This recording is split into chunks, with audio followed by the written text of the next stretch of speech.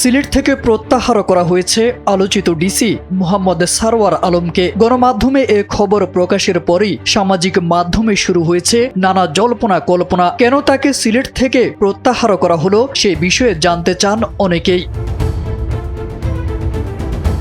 রোববার জনপ্রশাসন মন্ত্রণালয়ের এক প্রজ্ঞাপনের মাধ্যমে সারওয়ার আলমকে মন্ত্রণালয়টির উপসচিব পদে সংযুক্ত করা হয়। বলা হয়, রাষ্ট্রপতির আদেশক্রমে জনস্বার্থে জারি করা এই আদেশ অবিলম্বে কার্যকর হবে। তবে ওই প্রজ্ঞাপনে কেন তাকে প্রত্যাহার করা হলো তা উল্লেখ করা হয়নি।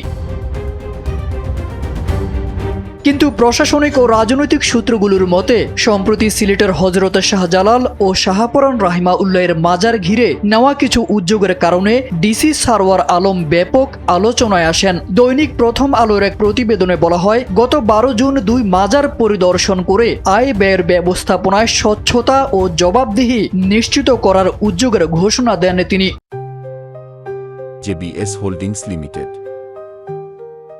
পরে মাজারের পুরনো দান বাক্স সিলগালা করে নতুন দান বাক্স স্থাপন করা হয়। একই সঙ্গে ঐতিহাসিক 3টি দানের ডেগও সিলগালা করা হয়।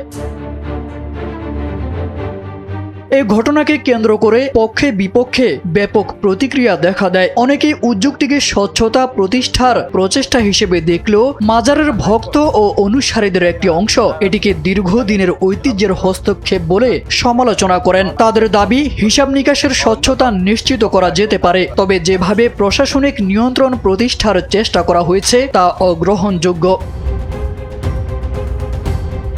গত বছরের 18 আগস্ট সিলেটের জেলা প্রশাসক হিসেবে দায়িত্ব পান সারওয়ার আলম। সিলেটের সাদা পাথর লুট ও চুরির ঘটনা নিয়ে ব্যাপক আলোচনা সমালোচনার মধ্যে তাকে সিলেটের ডিসি হিসেবে নিয়োগ দেওয়া হয়েছিল। এর আগে তিনি সাবেক প্রবাসী কল্যাণ ও বৈদেশিক কর্মসংস্থান মন্ত্রণালয়ের উপদেষ্টা আসিফ নজরুলের একান্ত সচিব হিসেবে দায়িত্ব পালন করেন।